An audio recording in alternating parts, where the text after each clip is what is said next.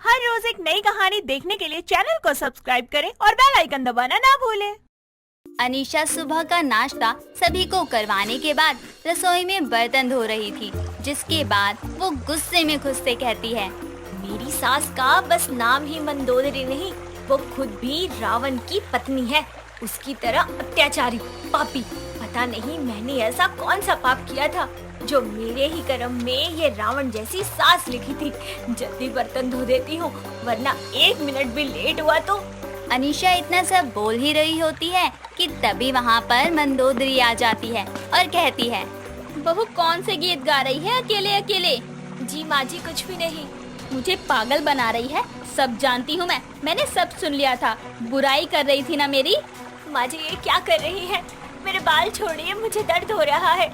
अच्छा, दर्द हो रहा है? आज तो बाल ही पकड़े हैं। ज्यादा जुबान और दिमाग चलाया ना तो फांसी से लटका दूंगी। इतना बोलकर मंदोदरी वहाँ से चली जाती है और बेचारी अनीशा वापस से अपने कामों में लग जाती है। मंदोदरी को सभी लोग रावण के नाम से पुकारा करते थे। वो एक बहुत ही गुस्से वाली औरत थी।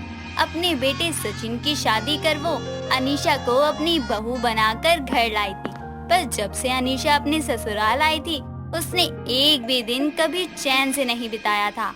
आए दिन मंदोदरी किसी न किसी बात के चलते उसे खूब सुनाया करती, साथ ही उस पर हाथ भी उठाया करती। ऐसे ही एक दिन अनीशा घर में पोछा लगा रही होती है और एक जगह पर पोछा थोड़ा ज्यादा गीला रह जाता है और मंदोदरी उस गीले फर्श पर पैर रख देती है, जिस पर वो गुस्से में लाल पीली हुई होती उससे कहती है, अनीशा क्या है ये सब? वो माँ जी, मैं अभी पोछा लगा ही रही थी। पर यहाँ पर तो तू पहले ही लगा चुकी थी ना। जी माँ जी। अगर मेरा पैर फिसल जाता, मैं गिर जाती तो? अब देख मैं क्या करती हूँ। उठ, खड़ी हो जल्दी। पर माँ जी आप गिरी तो नहीं ना? और रही बात फर्श की, तो मैं अभी साफ कर देती हूँ, सुखा देती हूँ, आप गुस्सा मत करो। मैंने कहा ना खड़ी हो, मतलब खड़ी हो। अपनी सास के डर से अनीशा पोछा वहीं छोड़कर खड़ी हो जाती है और मंदोदरी उसे बाथरूम में ले जाती है, जिसके बाद वो अनीशा को शावर के नीचे खड़ा कर शावर को फुल स्पीड में चला देती है और कहती है, बहुत जुबान चल रही थी ना तेरी, अब इस बहते हुए पानी के नीचे खड़ी रहे और अपना दिमाग चला। अरे जानती नहीं है तू, मैं रावण हूँ, रावण, जो गलती की माफी नहीं देती, बस सजा देती है, सजा। माँ जी प्लीज प्लीज ऐसा मत करो, ये बहुत ठंडा पानी है, प्लीज। कहा ना माफी नहीं मिलेगी, मिलेगी तो बस सजा। और तेरी सजा यही है कि जब तक आज सूर्यास्त नहीं हो जाता तब तक तू इस बहते हुए पानी के नीचे खड़ी रहेगी, तब जाकर तुझे काम करने की अकल आएगी। माँ जी ऐसा कुछ मत करो, मुझे माफ कर दो, आज के बाद ऐसा कुछ नहीं कहूँगी। मुझे गीले फर्श पर गिराकर मेरे हाथ पैर तोड़ना चाहती थी ना तू, अब खड़ी रहे इस पानी के नीचे। इतना कहकर मंदोदरी मोटर का बटन चालू कर देती है ताकि टंकी का पानी खत्म ना हो और खुद कुर्सी डालकर वहीं बैठ जाती है ताकि अनीशा पानी का शावर बंद ना कर सके। दोपहर से शाम हो जाती है। अनीशा थर थर कांपने लगती है और सूर्यास्त होने के समय तक वो पानी में भीग भीग कर बेहोश हो जाती है, पर मंदोदरी को उस पर कोई तरस नहीं आता। तभी वहाँ अनीशा का पति सचिन आ जाता है और अनीशा को ऐसे बाथरूम में बेहोश देखकर उसके होश उड़ जाते हैं और वो जैसे ही शावर बंद करने लगता है तभी मंदोदरी उसका हाथ पकड़कर कहती है, नहीं नहीं, अभी 2 मिनट है, सूर्यास्त होने दे, ये पानी 2 मिनट बाद ही रुकेगा। माँ ये क्या मजाक है? हो क्या रहा है ये सब? छोड़ो माँ मेरा हाथ। 1 मिनट और। माँ मैंने कहा मेरा हाथ छोड़ो। और क्यों कर रही हो आप ये सब? अरे रावण की पत्नी वाला नाम रख लेने से आप रावण नहीं बन सकती हैं। हो गया टाइम पूरा, सूर्यास्त हो गया। और हाँ, मैं रावण हूँ तो हूँ, रावण की तरह गुस्सा और किसी को उसके कर्मों की सजा देना मुझे अच्छे से आता है। जा उठा ले अपनी बीवी को, और अगर ये मर भी गई है तो दफना कर आ जाना। अपनी बहू के लिए ऐसे कठोर वचन कहकर मंदोदरी वहाँ से चली जाती है और सचिन जल्दी से बेहोश हुई अनीशा को पानी का शावर बंद करके बाहों में उठाकर बाथरूम से बाहर ले आता है, जिसके बाद जल्दी से उसके कपड़े बदल देता है और फिर माथे पर गर्म पानी की पट्टियां रखता है, जिससे कुछ देर बाद जब अनीशा को होश आता है तो अनीशा उसे सारी बात बताती है, जिस पर सचिन उसे गले से लगाकर कहता है, मुझे माफ कर दो अनीशा, मेरी रावण माँ की वजह से तुम्हें हर दिन इतना सब सहना पड़ रहा है। पर अब हम इस घर में नहीं रहेंगे, हम अभी के अभी यहाँ से चले जाएंगे, नहीं रहना हमें यहाँ।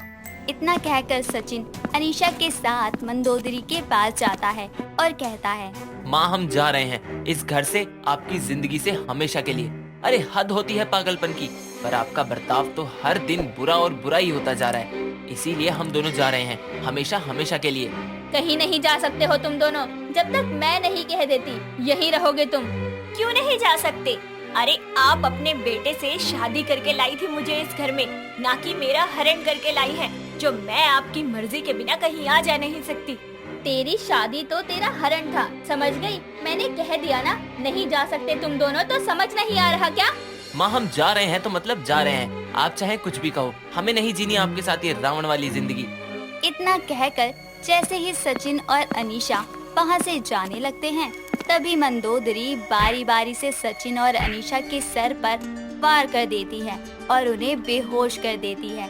कुछ देर बाद जब दोनों को होश आता है तो वो खुद के हाथ पैरों को बंधा हुआ स्टोर रूम में पाते हैं। तभी वहाँ पर मंदोदरी आ जाती है और कहती है, कहा था ना रुक जाओ, नहीं जाने दूंगी तुम दोनों को, पर नहीं, तुम दोनों ने मेरी बात नहीं मानी। 2 दिन बाद दशहरा है और इस दशहरे पर इस रावण सास की जीत होगी। तुम दोनों ने मेरे खिलाफ जाकर अपनी मौत को दावत दी है और अब मौत तो मिलेगी ही, वो भी इस रावण के हाथों। इतना कहकर मंदोदरी वहाँ से चली जाती है और अनीशा सचिन से कहती है, सचिन हमें कैसे भी करके यहाँ से बाहर जाना होगा, नहीं तो माँ जी हम दोनों को मारने से अपने कदम पीछे नहीं लेंगी। मनीषा मैं समझ रहा हूँ, पर क्या करूँ कुछ समझ नहीं आ रहा। माँ जी क्यों रावण बनकर हम दोनों की जिंदगी बर्बाद कर रही हैं? अगर वो रावण है तो हम भी राम सीता है, इस रावण को हम मिलकर हरा देंगे। इस दशहरे पर भी रावण की बुराई का अंत होगा, जैसे हर साल होता आया है। दोनों पति पत्नी नम आंखों से एक दूसरे की तरफ देखते हैं और तभी अनीशा की नजर कांच की बोतल पर जाती है, जिसे किसी तरीके से तोड़कर वो अपने हाथों की रस्सी को काटती है और आखिरकार 2 दिन का समय पूरा हो जाता है। जैसे ही मंदोदरी स्टोर रूम का दरवाजा खोलती है, तभी अनीशा और सचिन उस पर हमला बोल देते हैं और उसे फटाफट से रस्सियों से बांध देते हैं। जिसके बाद सचिन पुलिस को फोन करके घर बुलाता है।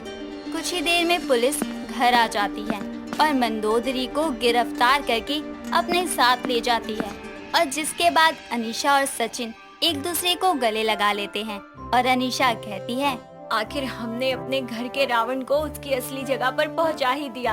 आज दशहरे वाले दिन बुराई पर अच्छाई की जीत हो गई। माँ जी ने जिस तरह से हमारी जिंदगी को बर्बाद किया था, शायद अब उन्हें अपनी गलतियों का एहसास हो जाए। हाँ निशा, मुझे नहीं पता था कि माँ हमारे साथ ऐसा करेंगी। वो माफी मांगती तो हम उन्हें माफ कर देते, पर वो तो हमारी ही जान की दुश्मन बन गई थी और हमें ये कदम उठाना पड़ा। ऐसे ही कुछ दिन बीतते हैं और सचिन अनीशा को पता चलता है कि मंदोदरी की तबीयत खराब है और उसकी मेडिकल रिपोर्ट्स में पाया गया है कि वो काफी समय से एक मानसिक रोगी है, जिस बात की खबर उसे खुद को भी नहीं थी। जिसके बाद मंदोदरी को जेल से पागल खाने शिफ्ट कर दिया जाता है, पर उसके अंदर का रावण उसे एक दिन उसके खुद के हाथों ही मरवा देता है। दोस्तों अगर आपको ये कहानी पसंद आई तो इसे लाइक करें, शेयर करें और कमेंट करके बताएं कि कहानी में आपको सबसे अच्छा क्या लगा।